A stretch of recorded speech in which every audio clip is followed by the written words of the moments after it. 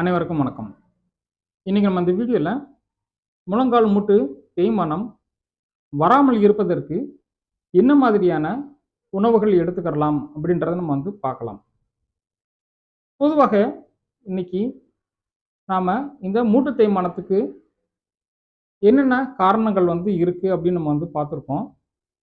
ஒவ்வொரு மூட்டு தேய்மானம் நிலைகளிலும் நம்மளுக்கு என்ன மாதிரியான அறிகுறிகள் இருக்கும், அந்த ஒவ்வொரு ஸ்டேஜ்லையும் நம்ம என்ன மாதிரியான முன்னெச்சரிக்கை நடவடிக்கைகள் செய்யணும் அப்படின்றத நம்ம பார்த்துருக்கோம். மூட்டு தேய்மானம் வருவதற்கு பலவிதமான ஃபிசிக்கல் காசஸ் நம்ம சொன்னாலும், நம்மளுடைய மூட்டு பகுதியில் இருக்கக்கூடிய அந்த குருத்தெலும்பு பகுதி, அதை சுற்றி அமைந்துள்ள மிருதுவான திசுக்கள் மற்றும் தசைகள் எல்லாம் ஸ்ட்ரென்த்தாக இருக்கணும். இன்னைக்கு இருக்க காலகட்டத்தில் பல பேருக்கு உணவு கிடைத்தாலும் அதில் சத்தான உணவுகள் கிடைக்குதா அப்படின்றதுல இன்னைக்கு பெரிய கேள்வியே இருக்கு. ஏன்னா இன்னைக்கு நம்ம உடலுக்கு தேவையான சத்துள்ள உணவுகளை விட தேவையில்லாத அதிகமான ஜங்க் ஃபுட்ஸ் தான் நம்ம எடுத்துக்கிட்டு இருக்கோம். இந்த மூட்டு தேய்மானம் வருவதை குறைக்கக்கூடிய மற்றும் தடுக்கக்கூடிய உணவுகள் என்னென்ன அப்படின்றத நம்ம பார்க்கலாம். பொதுவாக எலும்பு நல்லா ஸ்ட்ராங்காக இருக்கணும் அப்படின்னீங்கன்னா கால்சியம் சத்து ரொம்ப ரொம்ப முக்கியம். இது அனைவருக்கும் தெரிந்த ஒரு தகவல் தான்.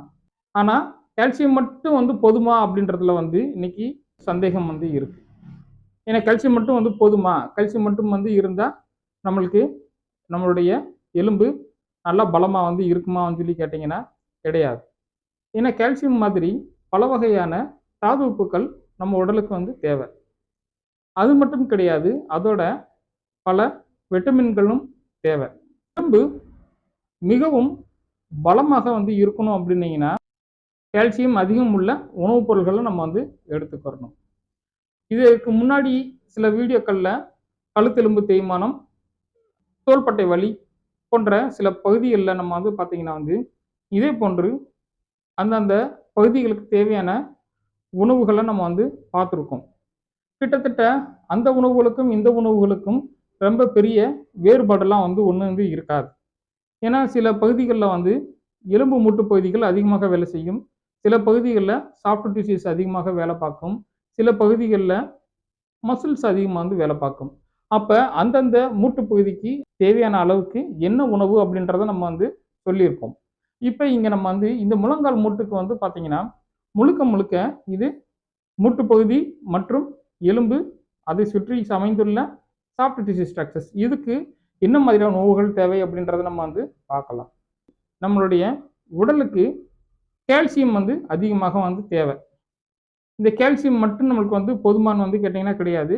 கால்சியமோட சேர்ந்து மற்ற தாது உப்புக்களும் இருக்குது, அதுவும் நமக்கு தெரியும். இந்த கால்சியம் உணவுகள் போல் கால்சியம், பாஸ்பரஸ், மெக்னீசியம், பொட்டாசியம், இன்னும் மற்றும் பல தாது உப்புக்கள் நிறைய இருக்குது. அனைத்துமே நம்மளுடைய உடலுக்கு தேவைதான்.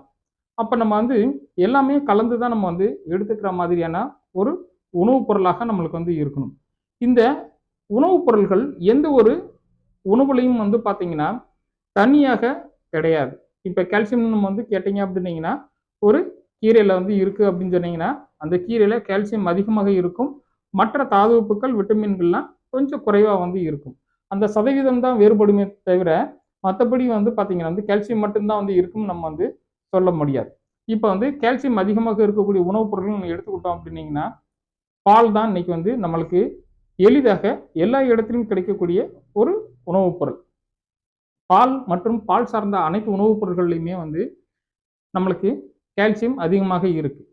நம்மளுக்கு இன்னைக்கு இந்த கால்சியம் இந்த பாலில் இருக்குன்றது எல்லாத்துக்குமே தெரியும். ஆனால் அதை எப்படி நம்ம எடுத்துக்கிறன்றதுல தான் இன்னைக்கு பல பேருக்கு ஒரு சிறு சந்தேகம் இருக்குது. ஏன்னா இன்னைக்கு நம்ம இந்த பால் மற்றும் பால் உணவுப் பொருட்கள் எல்லாமே எடுத்துக்கிற பொழுது பாலில் நிறைய நம்ம இந்த தரம் பிரிக்கப்பட்ட சில வகையான பால்கள் நம்ம இன்னைக்கு பயன்படுத்துகிறோம். அப்போ நம்மளுக்கு இந்த பாலில் கால்சியம் சத்து இருக்குமா இருக்காதான்றது நம்மளுக்கு ஒரு சந்தேகம் எல்லாத்துக்குமே வந்து இருக்கும். நம்மளுக்கு இந்த பால் பொருள் வந்து எடுத்துக்கிற பொழுது நம்மளுக்கு அந்த பாலை வந்து கொஞ்சமாவது சுண்ட காய்ச்சறதுன்னு சொல்லுவாங்க. கொஞ்சம் திக்னஸ் வந்து அதிகமாக இருக்கிற அளவுக்கு நம்ம வந்து அதை காய்ச்சி பயன்படுத்துறது ரொம்ப ரொம்ப நல்லது. அந்த மாதிரி காய்ச்சி பயன்படுத்தும் பொழுது இந்த பாலில் இருக்கக்கூடிய அந்த வாட்டர் கண்டென்ட் கொஞ்சம் கொஞ்சமாக வந்து குறைய ஆரம்பிக்கும். அதில் இருக்கக்கூடிய மற்ற கால்சியம் மற்றும் அதை சார்ந்த தாதுப்புக்கள் கொஞ்சம் அதிகமாக இருப்பதற்கான வாய்ப்புகள் இருக்கும். ரைட். ஸோ அப்போ நம்ம வந்து பால் நம்மளுக்கு வந்து எப்படி பயன்படுத்துன்றதுன்னு முதல் நம்மளுக்கு வந்து தெரிஞ்சிருக்கணும். ரைட். அடுத்தது பால் சார்ந்த உணவுப் பொருட்கள். பால் சார்ந்த உணவுப் பொருட்கள்னா நமக்கு எல்லாமே வந்து தெரியும். மிக முக்கியமாக தயிர் தான். தயிர் முறையில் வந்து பார்த்தீங்கன்னா வந்து இங்கே கால்சியம் ரொம்ப ரொம்ப அதிகமாகவே வந்து இருக்கு. இங்கே கால்சியம் மட்டும் நம்ம குறிப்பிட்டு சொல்ல முடியும். மற்ற வந்து தாதுப்புக்களும் இதில் வந்து இருக்கு. இந்த தயிர் இதெல்லாம் வந்து எடுத்துக்கிற பொழுது அதுக்கு நம்ம வந்து பார்த்தீங்கன்னா கால்சியம் அதிகமாக இருக்கும். மிக முக்கியமாக வந்து பார்த்தீங்கன்னா வந்து கலப்படமற்ற இந்த பாலில் தயாரிக்கப்பட்ட தயிர் வந்து மிக மிக உடலுக்கு கால்சியத்தை அதிகமாக கொடுக்கக்கூடியது. பன்னீர் சொல்லி இன்னைக்கு வந்து நம்ம வந்து பரவலாக இன்னைக்கு பல பேர் நம்ம வந்து வீடுகளில் சமையலுக்கு அதிகமாக பயன்படுத்தணும். இதுலேயும் வந்து பார்த்தீங்கன்னா வந்து கால்சியம் அதிகமாகவே இருக்கும். ரைட். ஸோ இவை அனைத்தும் வந்து பார்த்தீங்கன்னா வந்து இது பால் சார்ந்த உணவுப் பொருட்கள். அடுத்தது நம்ம வந்து கீரை வகைகளில் மிக அதிகமாக இருக்கு. நம்மளுக்கு இன்னைக்கு எல்லாத்துக்குமே தெரிஞ்ச ஒரு கீரை வகைகள் வந்து பார்த்தீங்கன்னா வந்து பசலைக்கீரையும் முருங்கைக்கீரையும் தான். இந்த பசலைக்கீரை முருங்கைக்கீரை இரண்டுலையுமே வந்து பார்த்தீங்கன்னா கால்சியம் ரொம்ப அதிகமாக வந்து இருக்கும். அதோட வந்து பார்த்தீங்கன்னா வந்து இதுலேயும் நம்மளுக்கு வந்து இதை பலவேறு விதமாக நம்ம வந்து பயன்படுத்துகிறோம். நம்ம சூப் வந்து தயார் பண்ணி பயன்படுத்துகிறோம். அதை வந்து கூட்டு வந்து பயன்படுத்துகிறோம். பொரியலாகவும் பயன்படுத்துகிறோம். இந்த மாதிரி வந்து பார்த்தீங்கன்னா வந்து கீரைகளை பல்வேறு விதமாக அதோட சில பொருட்களையும் கலந்து நம்ம வந்து பயன்படுத்துகிறோம். ஸோ அப்போ நம்ம வந்து இதை பயன்படுத்தும் பொழுது இதில் இருக்கக்கூடிய கால்சியம் சத்து முழுமையாக நமக்கு வந்து கிடைக்கும். இதில் நம்மளுக்கு வந்து குறிப்பிட்டு சொல்ல வேண்டிய விஷயம் வந்து என்ன அப்படின்னீங்கன்னா, இந்த காய்கறி பழங்கள்லாம் நம்மளுக்கு வந்து இருக்கக்கூடிய சத்து பொருள்கள் நம்மளுக்கு முழுமையாக கிடைக்கும்னா, இதை மறுபடியும் வந்து பார்த்தீங்கன்னா வந்து கட் பண்ணதுக்கப்புறம் நம்ம தண்ணியில் அலசுறதை வந்து கொஞ்சம் குறைச்சிக்கிறணும். முடக்காத்தான் கீரை பல பேர் நம்ம வந்து கேள்விப்பட்டிருப்போம். இந்த முடக்காத்தான் கீரை சமீப காலமாக மக்கள்கிட்ட ரொம்ப வந்து பிரபலமாக வந்து ஆயிடுச்சு. காரணம் என்ன அப்படின்னீங்கன்னா வந்து இந்த முடக்காத்தான் வந்து கீரையில் வந்து சூப்போ இல்லாட்டி வேறு ஏதாவது கூட்டோ நம்ம வந்து வச்சு வந்து சாப்பிடும் பொழுது இதில் வந்து கால்சியம் சத்து மிக மிக அதிகமாக இருக்குது அப்படின்றது நம்மளுக்கு வந்து தெரிஞ்ச வந்து ஒரு விஷயம். இது வந்து வச்சு நம்ம வந்து சாப்பிட்டோம் அப்படின்னீங்கன்னா மூட்டு வலி வருவதற்கான வாய்ப்புகள் மிக மிக குறைவு. நம்மளுடைய முன்னோர்கள் பயன்படுத்திய வந்து ஒரு தாவர வகை வந்து பார்த்தீங்கன்னா வந்து இந்த பிரண்டைன்னு சொல்லக்கூடிய ஒரு தாவர வகை. இதில் நம்மளுக்கு வந்து பார்த்தீங்கன்னா வந்து தண்டு பகுதியை தான் நம்ம வந்து அதிகமாக பயன்படுத்துகிறோம். ஏன்னா நம்மளுடைய முன்னோர்கள் வந்து பார்த்தீங்கன்னா இந்த பிரண்டை வந்து அதில் இருக்கக்கூடிய நார் பகுதியெல்லாம் உரிச்சு எடுத்துட்டு அதில் இருக்கக்கூடிய சதைப்பற்று உள்ள பகுதியை இன்னைக்கு துவையலாக நம்ம வந்து பயன்படுத்தி இருக்கோம். கூட்டாக இல்லாட்டி குழம்புக்காக நம்ம வந்து பயன்படுத்தி இருக்கோம். பிரண்டையில் நம்மளுக்கு வந்து ஊறுகாய் நம்மளுக்கு வந்து வெளியில வந்து கிடைக்குது. நம்மளுக்கு அதாவது பவுடராகவும் கிடைக்குது. இன்னும் வேறு சில பொருள்களாகவும் நம்மளுக்கு வந்து பிரண்டை வந்து இன்னைக்கு எல்லா இடத்துலையும் வந்து கிடைக்குது. இது வந்து பயன்படுத்துறது வந்து பார்த்தீங்கன்னா வந்து பொதுவாக இன்னைக்கு ஆஸ்டியோபோரோசிஸ் உள்ள பெண்களுக்கு வந்து மிக மிக முக்கியமாக இது வந்து தேவைப்படும். பழங்கள் நம்ம வந்து எடுத்துக்கிற பொழுது பொதுவாக வெண்மை நிறத்தில் இருக்கக்கூடிய பழங்கள் அனைத்திலுமே வந்து பார்த்தீங்கன்னா கால்சியம் அதிகமாகவே இருக்குன்னு நம்ம வந்து சொல்லலாம். இதில் நம்ம வந்து குறிப்பிட்டு சொல்ல வேண்டிய பழங்கள் நம்ம வந்து எடுத்துட்டோம் அப்படின்னா முதல்ல வந்து கொய்யாப்பழம் தான்.